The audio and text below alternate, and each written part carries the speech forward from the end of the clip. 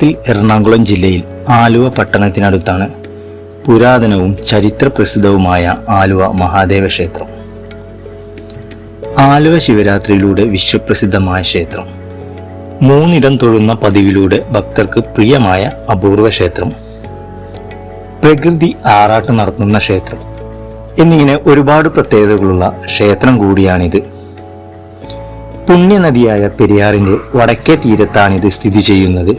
പാലം ബസ് സ്റ്റോപ്പിൽ നിന്നുള്ള റോഡ് അവസാനിക്കുന്നിടത്ത് വലിയൊരു ആൽമരം. ആ ആൽമരച്ചോട്ടിൽ ഒന്നിലേറെ ദേവപ്രതിമകൾ. വൃത്താകാരത്തിൽ കെട്ടിയ പടികളിറങ്ങി ചെല്ലുന്നിടത്താണ് പ്രസിദ്ധമായ ആലുവ മണപ്പുറം. ഇടതുവശത്ത് അയ്യപ്പ സേവാ സംഘം ഭജനമഠവും ദേവസ്വം ഓഫീസും കാണാം. ഭജനമഠത്തിലെ പഞ്ചാക്ഷരി മന്ത്ര അഖണ്ഡ നാമജപത്തിന് പ്രശസ്തിയേറെയാണ്. ക്ഷേത്രത്തെ സംബന്ധിച്ചിടത്തോളം പ്രധാനമായി അറിയപ്പെടുന്നത് ശിവരാത്രി തന്നെയാണ്. എല്ലാ ശിവക്ഷേത്രങ്ങളിലും ശിവരാത്രി ആഘോഷമുണ്ടെങ്കിലും ആലുവ ശിവരാത്രിയാണ് പ്രധാനം. ശിവരാത്രി ദിനത്തിൽ ഏതാണ്ട് 4 ലക്ഷത്തോളം ഭക്തജനങ്ങളാണ് മണപ്പുറത്തെത്തുന്നത്. ബഹുഭൂരിപക്ഷം പേരും അന്ന് ശിവമന്ത്രമുരുവിട്ട് മണപ്പുറത്ത് ഉറക്കമൊഴിക്കും. തുടർന്ന് പുലർച്ചെ പുഴയോരത്ത് പിതൃക്കൾക്ക് ബലിതർപ്പണം നടത്തിയ ശേഷമാണ് വീടുകളിലേക്ക് മടങ്ങുക.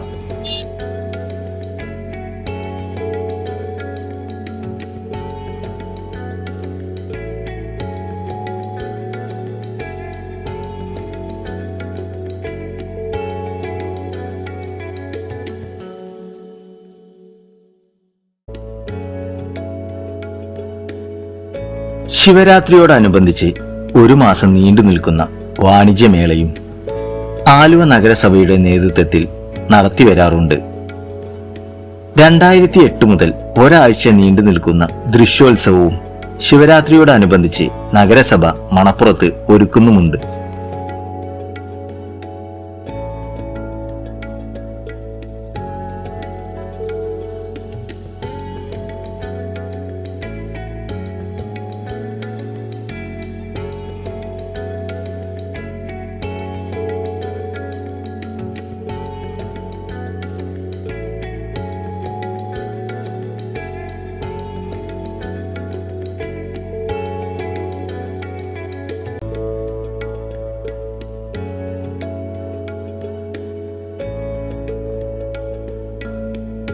തെക്കൻ കാശി എന്നറിയപ്പെടുന്ന ഈ ക്ഷേത്രം ശബരിമല ഇടത്താവളം കൂടിയാണ്.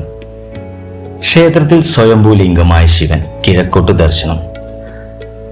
ഒരിക്കൽ വില്ലമംഗലത്ത് സ്വാമിയാർ കാട്ടിലേക്കുള്ള യാത്ര മധ്യേ മണപ്പുറത്തെത്തിയപ്പോൾ മണ്ണിൽ മൂടിക്കിടന്നിരുന്ന ശിവവിഗ്രഹം കണ്ടെത്തി സമീപത്തെ ബ്രാഹ്മണരെ വിളിച്ചു വരുത്തി മണപ്പുറത്ത് പ്രതിഷ്ഠിക്കുകയും ചെയ്തു അത്രേ. എന്നാൽ മണപ്പുറത്ത് ശിവലിംഗ പ്രതിഷ്ഠ നടത്തിയത് ശ്രീരാമനാണെന്നും ചിലയിടങ്ങളിൽ പറയപ്പെടുന്നു. പിന്നീട് ഒരിക്കൽ വെള്ളപ്പൊക്കമുണ്ടായപ്പോൾ ക്ഷേത്രം ഒലിച്ചുപോയി പോലും. അതിനുശേഷം ക്ഷേത്രം നിർമ്മിച്ചിട്ടില്ല, താൽക്കാലികമായി നിർമ്മിക്കുക മാത്രമാണ് പതിവ്. ആലുവ ശിവക്ഷേത്രം പൂർണ്ണമാകാതെ പോയതിനു പിന്നിലും ഒരു കഥയുണ്ട്.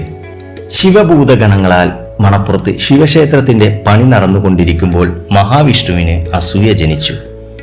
മഹാവിഷ്ണു പാതിരാക്കി പൂവൻകോഴിയായി രൂപാന്തരം പ്രാപിച്ച് കൂവി. നേരം പുലർന്നെന്ന് കരുതി ഭൂതഗണങ്ങൾ പണി പകുതിയാക്കി ജോലി വിട്ടു മടങ്ങി. തറ മാത്രം ശേഷിച്ചു. ഈ തറയിലാണ് ശിവവിഗ്രഹം വെക്കുന്നത്. നിത്യവും 2 പൂജയും നേദിയുമുള്ള ക്ഷേത്രം. മകരം 1 മുതൽ വിഷുവിളക്ക് വരെയാണ് 3 നേരം നട അടച്ചുള്ള പൂജ. ബാക്കി 9 മാസവും പൂജയില്ല, നേദ്യം മാത്രം. നിവേദ്യം കമുകിൻ പാളയിലാണ്.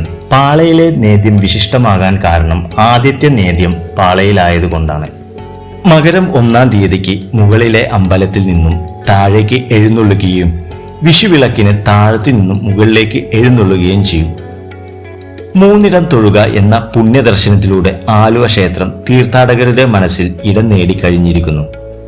ധാരാളം തീർത്ഥാടകരും സഞ്ചാരികളും നിത്യവും വന്നു പോകുന്ന ഈ മഹാദേവ ക്ഷേത്രത്തിൽ തൊഴുത ശേഷം കടുങ്ങല്ലൂർ നരസിംഹ ക്ഷേത്രത്തിലും പിന്നീട് തിരുവാലൂർ ക്ഷേത്രത്തിലും ദർശനം നടത്തി തിരിച്ചിവിടെ എത്തി ഉച്ചപൂജയ്ക്ക് ഈ 3 ഇടം ദർശനം പൂർത്തിയാക്കുന്നു.